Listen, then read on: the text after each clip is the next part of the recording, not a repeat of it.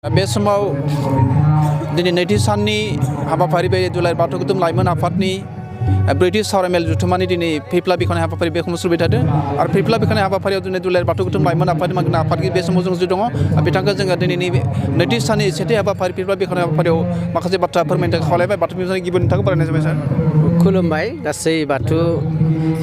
बिबुंसार नायगिरि बाथौ सिबियारि रायजो राजानिसिम दुलाराय बाथौ गौथुम लाइमोन आफादनि जाना खुलुमनाय सिबिनाय जासिबाय। दिनै जिहेतुके नैथि साननि सेथि हाबाफारि बायदि गोथार फैफ्ला बेखेवनाय हाबाफारि सोलिबाय थादों बे गोथार फैफ्ला हाबाफारि बेखेवनायनि गेजेरजों दुलाराय बाथौ गौथुम लाइमोन आफादा दिनै बे गोथार फैफ्ला हाबाफारिनि सिङाव थानाय माफोर दा बे जाबाय जोंहा जोंनि मोनसे खान्थि जे जोङो धोरोमनि माबाफोर खामानि मावनायनि थांनायाव जेरै सेमिनारानो होन दौरि बादायानो खुङाथों मानो जोंहा मोनसे खान्थि दं जे दुलाराय बाथौ गौथुमा मोनसे मोनबा गाबनि फिरफिला दं आरो बे फिरफिलाखौ जोङो मोनफ्रोम हाबाफारियावनो जों मान होनानै जोङो बे फिरफिलानि सिङाव थानानै जोङो मा खालामो धोरोम सिबिनायनि थाखाय बे हाबाफारिफोरखौ लायो आरो बे फिरफिलानि गेजेराव थानानै जोङो मा खालामो धोरोम जौगानायनि थाखाय जोङो गोहो बोलो मोननाय मोनसे जोंनि बे खान्थि। दिनै नैथि साननि हाबाफारियाव गेवलां मेल एसे सिङाव जानो फैबाय थादों बे गेवलां मेलनि गुबै थांखि आफादनि धोरोमारि आफाद हिसाबै बे आलासिफोर माबायदि नोंथांमोना हांख्रायनाय जादों आरो बे आलासिफोरा धोरोमजों मा लोब्बा दं होननानै फोरमायनो नागिरदों। गुबैयै बे धोरोमनि मेल नालाय जोङो धोरोमनि आलासिखौनो प्राधान्य होनाय जादों। दा बेवहाय जोंहा आलासिया दङ दुलाराय बाथौ गौथुमनि बारग' नेहाथारि जोङो डक्टर नीलकान्त बाग्लारि सार बिथांखौ जोङो गेवलां मेलनि गाहाय आलासि हिसाबै जोङो दिनै लिंदों आरो बिथांनि जोङो आसा दङ जे बिथाङा गोलाव सम बाथौ धोरोमनि खामानि मावबोबाय थादों आरो बिथांनियाव भास्ट एक्सपिरियेन्स दङ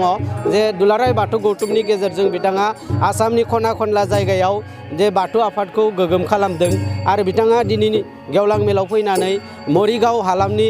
रायजो राजा बाथौ सिबियारि रायजो राजाफोरखौ गोबां थुलुंगा होलांगोन जे जोंनि धोरोमा दिनैनि तारिखाव मा जानो थांगासिनो दङ गोदो मामोन दिनै बाथौ धोरोमा मोनसे सिस्टेमेटिक फैबाय थादों फोसाबनाय बाथौआव जोङो फैबाय थादों आरो बे फोसाबनायनि गेजेरजों जोङो दुलाराय बाथौ गौथुमनि दिनै फैनो आलासि गाहाय आलासि जाय माने बारग' नेहाथारि मिरु आफादनि बिथां डक्टर नीलकान्त बाग्लारि बिथाङा फैगासिनो दं आरो बिथांनिफ्राय गोबां रायजो राजाया बाथौ धोरोमनि गोथौ सान्थौ आदर्शफोरखौ मोन्थिनो हागोन आरो बे ओनसोलनि लाइमोन सेंग्रा सिख्ला दुलाराय बाथौ गौथुमनि 27टा जिल्लानि जिमानखिनि लाइमोन सेंग्रा सिख्ला बेयाव बाहागो लादों बिथांमोना मोनसे थुलुंगा मोनलांगोन आरो जायगायाव धोरोम सिबिनो थाखाय फोसावनो थाखाय फोगोमनो थाखाय सांग्रां जागोन होननानै जों मिजिंथिदों आरो लोगोसे दिनैनि बे गेवलां मेलाव जोङो गोबां आलासि दंबावो जेरै आसाम बिधान सभानि मन्त्रि पीयुष हाजरिका सार बिथांबो फैगोन बिथांमोनाबो हयथ' जोङो मोनसे धोरोम जौगानो थाखाय जोङो राजखान्थिनिबो साया नांगौ जायो जायनि थाखाय जोङो बिथांमोन राजखान्थिनि दैदेनगिरि बिथांमोनखौबो जोङो आलासि लाबोदों जाहाथे जोंनि धोरोम जौगानायनि थाखाय जोंनि धोरोमा दिनै आसामाव स्वीकृति मोनदों खिन्थु भारताव जोङो RGIआव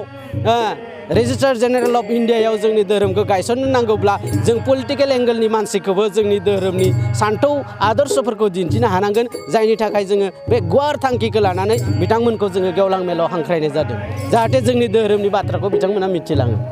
मैया जिहेतुके सेथि साननि हाबाफारि बे दुलाराय बाथौ गौथुम लाइमोन आफादनि थान्दै मेल जाना थांदोंमोन बे थान्दै मेलाव दुलाराय बाथौ गौथुम लाइमोन आफादा माबाफोर गोदान थांखिफोर लादों आगान जादोंमोन? निस्सय जोङो थांखि मोनथामसो लानो हादों रायजो राजानि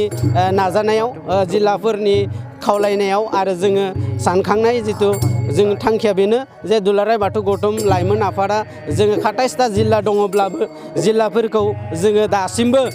लाइमोननि दिगाव जोङो सांग्रां खालामनो हायाखै दा बेखौनो जोङो गुबै थांखि हिसाबै लादों जे लाइमोनफोरखौ सांग्रां खालामनो थाखाय जोङो सांग्रांथि मेल जिल्ला जिल्ला जोङो फार्स्टआव लागोन नैथियाव जोङो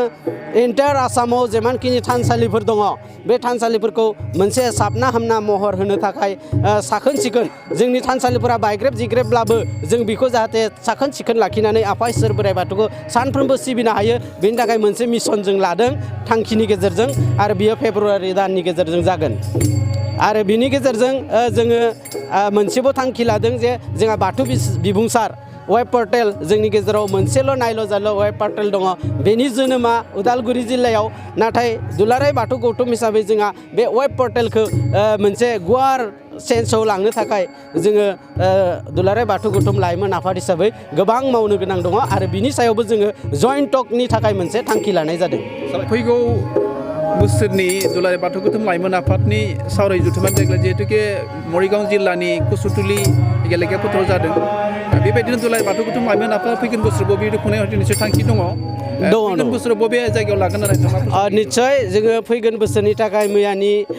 माने माबायाव जोङो थान्दै गौथुमारि सावरायनायनि गेजेरजों मोनसे थांखि जादों बे जाहैबाय गलाघाट डिस्ट्रिक्टआव जागोन गलाघाट डिस्ट्रिक्ट लाइमोन आफादा जोंनि नेक्स्ट 5 एनुवेल सेमिनार लाइमोन आफादनि बेखौ बरायदों आरो गलाघाट जिल्लायावनो जागोन गलाघाट जिल्लानि बबे जायगायाव जागोन दासिम फाइनाल जायाखै मुथथे गलाघाट डिस्ट्रिक्टआ खुंनो थाखाय जानजि खाफ्रादों